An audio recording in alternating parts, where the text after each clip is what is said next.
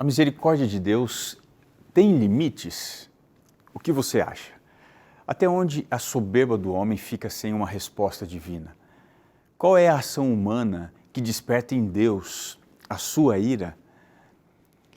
No contexto em que vivemos, os pregadores e as igrejas exaltam a graça de Deus como sendo inacabável. Mas será que é assim mesmo? O que a Bíblia fala a respeito disto? Hoje, no programa Está Escrito, nós vamos estudar uma história que relembra que o juízo divino alcança aqueles que blasfemam do nome de Deus. Fica comigo, porque o programa já começou. Eis que vem dias, diz o Senhor Jeová, em que enviarei fome sobre a terra, não fome de pão, nem sede de água, mas de ouvir a palavra do Senhor. Jesus respondeu, está escrito, nem só de pão viverá o homem, mas de toda palavra que sai da boca de Deus. Está escrito, apresentado por Robson Menezes. Olá, muito obrigado você me dá a oportunidade de entrar aí na sua casa, na sua empresa, quem sabe aí te acompanhando até o trabalho, voltando da faculdade, para juntos aqui estarmos conectados no programa Está Escrito, indo à Bíblia, para assim tirarmos lições importantes para a nossa vida, trazendo esperança e tantas outras coisas, né? Obrigado porque você confia aqui na TV Novo Tempo, faz deste canal o canal da sua esperança. E você que compartilha ainda, nos ajuda a chegar muito mais longe, falando aí do amor de Deus àqueles que tanto precisam. E eu tenho certeza que você, eu também, nós precisamos. Quanto mais a gente fala, mais a gente é abençoado. E obrigado por você confiar isso aqui à TV Novo Tempo e ao programa Está Escrito. E por falar em confiança, como é bom a gente ter confiança de que Deus está à frente da história. Nada que acontece no mundo é fruto do acaso, da espontaneidade. Nós sabemos que temos um Deus sentado no trono, conduzindo todas as coisas, inclusive a história. E se você quer saber mais sobre a história, aqui está a revista Esperança Profecias de Daniel, que vai lhe ajudar a compreender mais como Deus guiou a história ao longo dos milênios. Você sabia que nada do que aconteceu na história foi por acaso? Nessa revista você vai encontrar temas profundos para que a sua fé seja fortalecida em Deus e na sua palavra. Você quer saber mais? Então faz o seguinte, liga agora mesmo para o telefone 0, operadora 12 21 27 31 21. Nós temos o atendimento na Escola Bíblica aqui da Novo Tempo até às 11h30 da noite. Você pode ligar para a gente e dizer que você quer a revista Esperança Profecias de Daniel. E a gente vai enviar sem custo nenhum para você no melhor endereço que você apontar, tá bom? Liga agora mesmo e peça a sua revista sem custo nenhum. Chegou o momento do quadro Responde aí, Pastor Fran. Ou melhor, Rai, me desculpa, Rai, pode rodar a vinheta, Rai. Responde aí, pastor. Responde aí, pastor. Responde aí, pastor. Responde aí, pastor. Eu aqui, hein, dona Rai, ficando meio doido. Vamos lá. Pergunta de hoje. Por que Deus permitiu que Jerusalém fosse destruída? Bom, o capítulo 5 do livro de Daniel traz o juízo de Deus sobre o rei Belsazar. E com essa história, nós aprendemos várias lições que são valiosas para a nossa vida contemporânea. Belsazar, que foi o último rei da Babilônia, ele desafiou a soberania de Deus ao usar os utensílios do templo de Jerusalém dentro de um banquete profano. E como que foi que isso aconteceu? Lá no livro do profeta Daniel, capítulo 5, se você me acompanhar no verso 2, diz assim: enquanto Belsazar bebia e apreciava o vinho, mandou trazer os utensílios de ouro e de...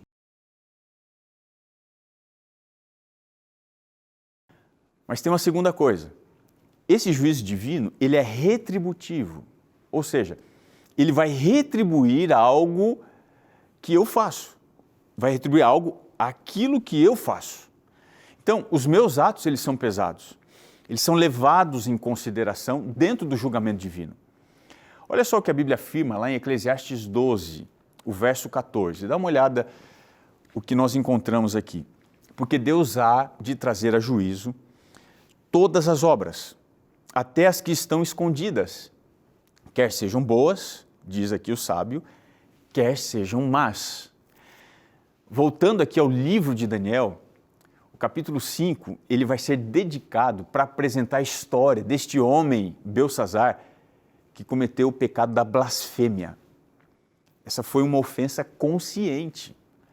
Então a gente precisa entender, essa atitude do rei, ela despertou a ira. Veja, ele não pediu que os cálices sagrados fossem trazidos, porque ele olhou para todos os lados da festa e ele não achou copos.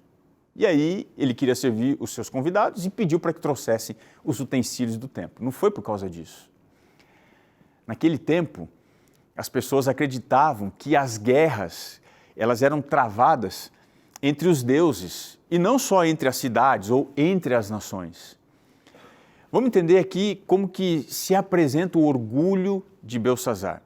Vamos dar uma olhada aqui no contexto do texto de Daniel 5, do verso 1 até o verso 4. Olha só que interessante. Aqui na introdução da história, capítulo 5, o verso 1, diz assim, ó, o rei Beltsazar deu um grande banquete a 1000 dos seus grandes e bebeu vinho na presença dos 1000. Veja, o rei queria confirmar o seu poder e o seu reino. E para isso, ele decidiu dar uma festa para exaltar o seu poder, promovendo assim um encontro imoral para todos os que estavam debaixo do seu poder. Esse aqui era o ambiente perfeito para que os piores tipos de pecados aparecessem.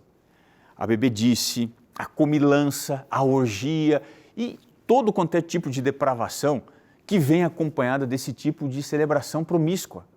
Mas tem um pecado, aqui em particular, que acendeu a ira de Deus. Que pecado foi esse? Foi quando ele brincou com aquilo que é sagrado. Em determinado momento, o rei Beltsazar levantou a sua voz, já estava embriagado, e ele deu uma ordem assim desafiadora, ó, tragam-me as taças. Ele já estava bêbado, mas pior do que isso, foi o fato da sua consciência já estar cauterizada. Olha só o que diz aqui o livro de Daniel, capítulo 5, do verso 2 ao 4. Diz assim o texto, enquanto Beltsazar bebia e apreciava o vinho, mandou trazer os utensílios de ouro e de prata que Nabucodonosor, seu pai, tirara do templo, que estava em Jerusalém, para que neles bebessem o rei e os seus grandes, as suas mulheres e concubinas. Então trouxeram os utensílios de ouro que foram tirados do templo, da casa de Deus, que estava em Jerusalém, e beberam neles o rei, os seus grandes, as suas mulheres e concubinas. Beberam o vinho e deram louvores aos deuses de ouro, de prata, de bronze, de ferro, de madeira e de pedra. Veja, esse aqui foi o último desafio que Beltsazar fez, porque tem uma linha que Deus traçou na areia. Existe um limite onde Deus diz assim, ó, você pode ir até aqui, não mais além. E foi nesse instante que ficou constatado que Beltsazar estava sofrendo por causa da mensagem, um medo terrível. Diante da manifestação do sagrado, ele esmoreceu. Olha o que diz o verso 5 e o verso 6, seguindo aí. Diz assim, no mesmo instante, apareceram os dedos de mão de homem e escreviam defronte do candeeiro, na caiadura da parede, no palácio real. E o rei via os dedos que estavam escrevendo. Então se mudou o semblante do rei e os seus pensamentos o turbaram. As juntas dos seus lombos se relaxaram e os joelhos, assim, olha, batiam um no outro. Que cena é essa? Veja, essa cena contrasta com a verdade e o fracasso das falsas religiões. Porque quando aconteceu isso, nenhum dos astrólogos, dos adivinhadores que viviam na Babilônia podia interpretar o significado daquela escrita. Aqueles que não têm comunhão eles não podem conhecer os mistérios do reino de Deus. O que foi que aconteceu? O verso 8 descreve: então entraram todos os sábios do rei, mas não puderam ler a Escritura, nem fazer saber ao rei a sua interpretação. No meio assim do pavor, daquelas letras afogueadas na parede, o rei foi aconselhado então pela rainha mãe, nós poderíamos chamar assim, né, para que ele consultasse um sábio que era muito conhecido e venerado na Babilônia, chamado Daniel. Parece que Beltesazar não tinha muito relacionamento com Daniel. E ela fez isso porque ele, mesmo sendo um hebreu, havia revelado os sonhos e as visões que o seu pai, o rei Nabucodonosor, havia tido. Foram dois sonhos enigmáticos que foram interpretados, o da estátua, você se lembra, o capítulo 2, e o da árvore, no capítulo 4. E olha só o que diz aqui o texto, do verso 10 até o verso 12. A rainha mãe, por causa do que havia acontecido ao rei e aos seus grandes, entrou na casa do banquete e disse: ó rei, vive eternamente. E ela segue aqui: não te turbem os teus pensamentos, nem se mude o teu semblante. Há no teu reino um homem que tem o espírito dos deuses santos. Nos dias de teu pai se achou nele luz, inteligência e sabedoria, como a sabedoria dos deuses. Diz aqui: teu pai, o rei Nabucodonosor, sim, o teu pai, ó rei, o constituiu chefe dos magos, dos encantadores, dos caldeus e dos feiticeiros, porquanto espírito excelente, conhecimento e inteligência, interpretação de sonhos, declaração de enigmas e solução de casos difíceis se acharam neste Daniel, a quem o rei pusera o nome de Beltesazar.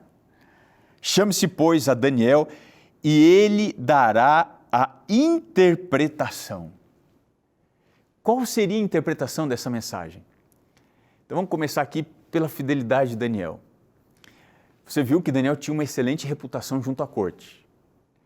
Os elogios aqui da rainha, eles representam exatamente isso. Ele era conhecido como se fosse um homem de Deus, porque ele tinha o espírito dos deuses santos. E ele podia resolver problemas, ele podia eliminar dúvidas, interpretar sonhos. Ele estava apto para atender o angustiado rei. Veja que Deus, ele nos conduz a posições, a lugares que nós não imaginamos, que a gente também não pediu, para que a gente exerça influência na vida de pessoas que estão intimamente associadas com o pecado. Deus faz isso conosco. Quando você é colocado num ambiente que você não escolheu, em meio a situações que você também não pode controlar, lembre-se, Deus, ele tem todas as condições e o poder para conservar você firme e fiel. O rei apresentou a Daniel uma oferta que era sedutora, dando para ele status, poder, riqueza, caso ele conseguisse interpretar o que estava escrito na parede. Mas o profeta, ele fez questão de se apresentar devidamente a este homem. E ele fez o seguinte, olha só que interessante, diz aqui o capítulo: os teus presentes, tem que ter muita coragem para falar isso, fiquem contigo, e dá os teus prêmios a outrem, todavia lerei, diz aqui Daniel, ao rei a escritura, e lhe farei saber a interpretação. O verso 17 diz isso. Em outras palavras, Daniel estava dizendo, ó, não me interessa o quanto você vai pagar, eu não posso ser comprado. Você já deve ter ouvido por aí uma máxima popular de que todo homem tem o seu preço. Alguns trabalhos não valem a pena se eles vão levar você para longe de Deus. Não interessa o quanto eles vão te render. Você que é jovem, está começando a vida agora, eu queria te lembrar. Há relacionamentos que não valem a pena. Não importa quão atraente seja a pessoa, quão persuasiva seja a sua personalidade, se ela não conhece Jesus, a sua vida e o seu relacionamento vão se tornar um caos. Agora, mais do que a fidelidade de Daniel, existe uma fidelidade dentro dessa mensagem. Então, quando Daniel se apresentou, ele sabia que ninguém, exceto ele, sairia vivo daquele salão de festas. Esse homem de Deus, né, ele fez o seu último apelo. Ele ficou de pé na frente de todo mundo e ele relembrou a história entre Israel e a Babilônia, contando a história de Nabucodonosor, a experiência de Nabucodonosor. Olha só o que diz aqui o verso 18 e o verso 22. Diz assim: ó rei, Deus o Altíssimo deu a Nabucodonosor teu pai o reino e grandeza, glória e majestade. Tu, Belsazar, que é seu filho, não humilhaste o teu coração, ainda que sabias tudo isto. Daniel disse assim: você sabia, rei, mas você não quis tomar conhecimento, você não quis se humilhar. Será que as palavras de Daniel,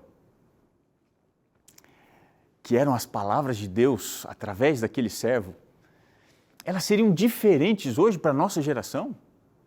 Nós que vivemos à luz do cumprimento das profecias bíblicas de guerras, rumores de guerras, de enchentes, de terremotos, de violência, será que nós temos uma consciência diferente de Belsazar?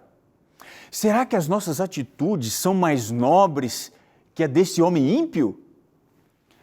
Da mesma forma que ele não tinha desculpas para dar, hoje nós temos conhecimento da palavra de Deus. Nós podemos investigar aqui a sua revelação. E o que a gente está fazendo? Daniel, sem qualquer embaraço, sem qualquer constrangimento, ele começou a interpretar a escrita. Diz aqui o texto: esta, pois, é a interpretação da escrita.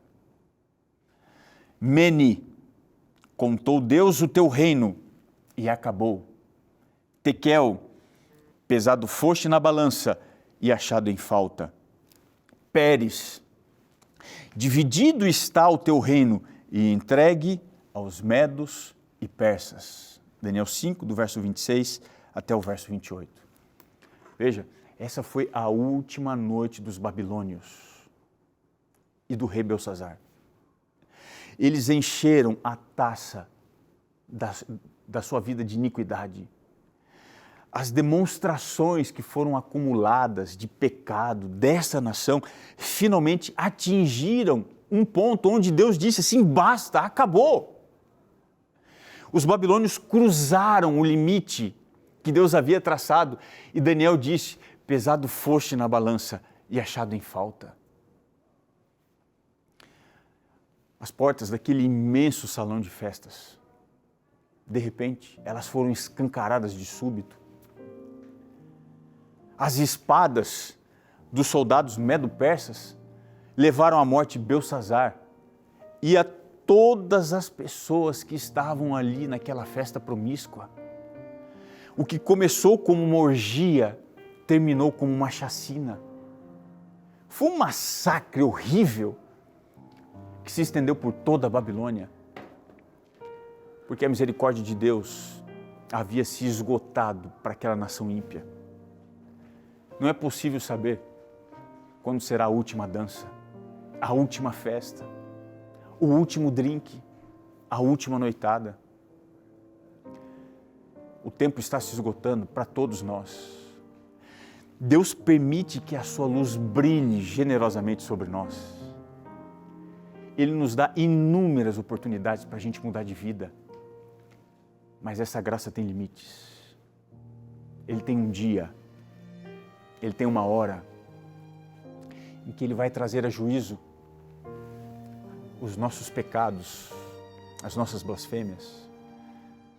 Assim como Belsazar, o mundo está observando esses acontecimentos com pavor, com angústia. É por isso que Deus chama os seus servos, as suas servas, para interpretar o que o mundo só consegue ler. Esse é o nosso chamado. Anunciar que aquilo que o mundo vê com desespero, nós vemos com esperança. todos os sinais que apavoram o mundo são, na verdade, anúncios de que a nossa salvação está chegando. Por isso que a gente deve anunciar que esse mundo não vai acabar com uma pandemia, não vai acabar por causa de uma guerra mundial ou uma catástrofe natural. Ele vai acabar com o glorioso retorno de Jesus Cristo para nos levar agora para a vida eterna. Talvez essa seja a mensagem comum para você, mas para a maior parte da humanidade ela é desconhecida e vai fazer toda a diferença para eles entre a vida e a morte. Todos os dias a gente deveria pedir que Deus nos guie, que Ele nos leve para pessoas, para que a gente possa compartilhar a verdade de que Jesus está voltando para salvar aqueles que aceitaram a graça maravilhosa oferecida por Ele na cruz do Calvário. Eu decidi ser um instrumento para levar essa mensagem a quem precisa. E você decidiu também. Eu queria te abençoar nesse momento, para que Deus te use nas circunstâncias e no tempo certo em que pessoas estarão no seu caminho. Posso orar por você? Senhor, quero orar por este amigo, por esta amiga, para que ele seja um instrumento para levar a interpretação dos dias que nós vivemos da mensagem da salvação que só encontramos em Cristo Jesus. Que o Senhor capacite este amigo, esta amiga, para ser uma bênção na vida daqueles teus filhos que precisam tanto saber desta esperança. Assim, nós nos colocamos em tuas mãos, orando em nome de Jesus. Amém e amém. O programa está terminando, mas eu queria te lembrar que está escrito: nem só de pão viverá o homem, mas de toda a palavra que procede da boca de Deus. Um grande abraço para você. Que Deus te abençoe, seus projetos, seus planos e que Ele faça da sua vida um instrumento poderoso para salvar. Um abraço, até nosso próximo encontro.